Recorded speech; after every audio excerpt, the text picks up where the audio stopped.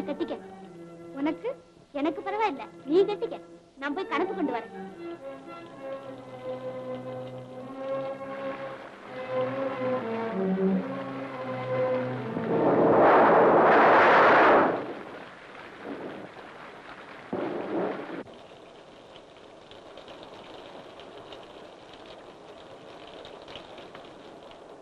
ஐயோ பாவம், வயதானவங்க இப்படி மழையில நனைஞ்சிட்டீங்களே.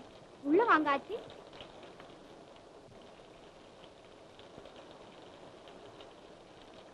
உடம்பெல்லாம் தொப்பலாம் நனைஞ்சு போச்சு. இந்தாங்க, இத கட்டிக்குங்க. யாரம்மா நீ? இந்த ஏழ்மை நிலையிலும் இவ்வளவு உதார குணம் படைக்கிறாயே. அப்பா பாட்டி, பாட்டி. அங்கவே சங்கவே கண்மணிகளா, என் செல்வங்களா, ஆரியன் மக்களா நீங்கள்? பரம்பு நாட்டு மன்னன் பாக்கியங்களா நீங்கள்? ஐயோ, உங்களுக்கேனமா இந்த கதி ஏற்பட்டது? பாட்டி சொல்லுங்களம்மா, உங்கள் தந்தை எங்கே? அவர் இறந்து விட்டார். பாரி இறந்து விட்டானா? அவர் முடிவுக்கு நாங்களே காரணமா இருந்தோம் பாட்டி. மூவேந்தரும் எங்களை மணக்க விரும்பி பெண் கேட்டனர். அப்பா மறுத்து விட்டார்.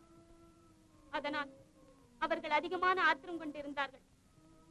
ஒரு நாள் நாங்கள் எங்கள் காதலர் தெய்வீகனுடன்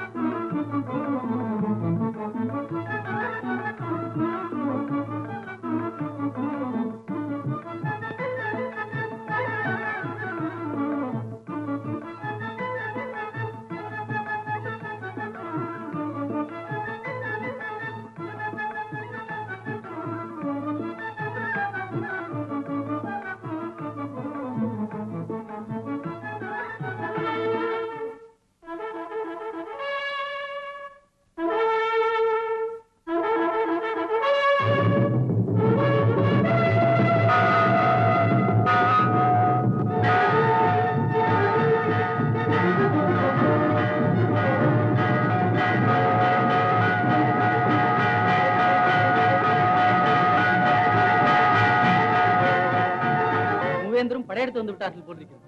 வாருங்கள் போகலாம்.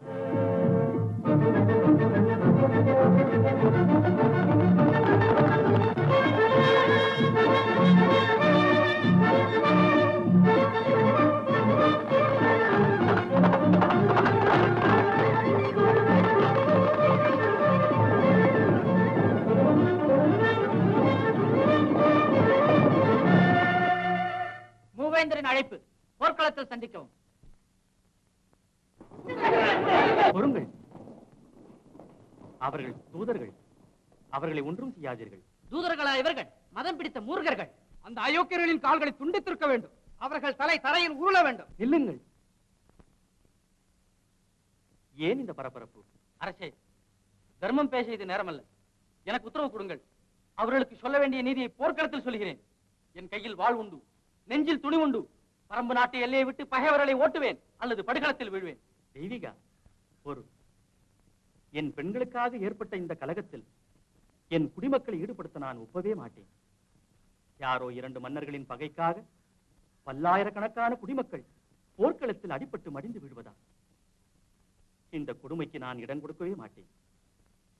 இப்பொழுதே சென்று அவர்களுக்கு நீதியை எடுத்துரைத்து இப்போரை தவிர்க்கவே முயற்சி செய்வேன்.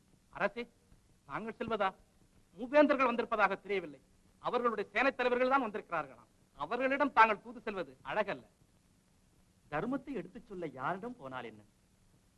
மனித வர்க்கத்தின் நன்மைக்காகவும் நான் கொண்ட கொள்கைக்காகவும் அநியாயமாக போர் என்னும் பேரால் மக்கள் பலியிடப்படுவதை நான் தடுத்தே ஆக வேண்டும். அவர்கள் ஒப்புக்கொள்ளாவிட்டால் பிறகு கடவுள் இருக்கிறார். என் ரதத்தை கொண்டு வாருங்கள்.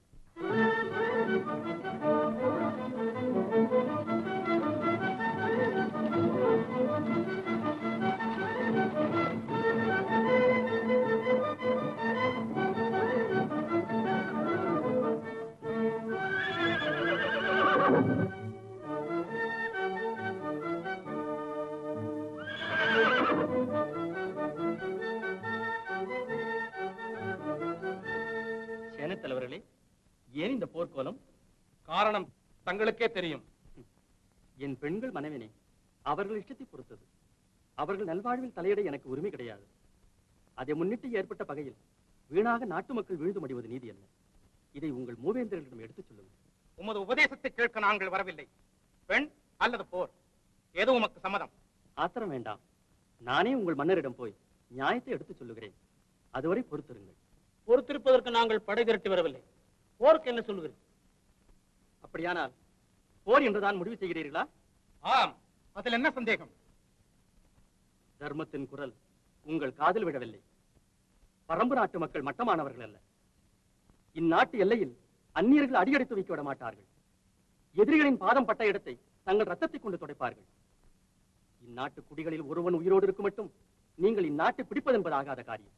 இது உங்களுக்கு எச்சரிக்கிறேன்.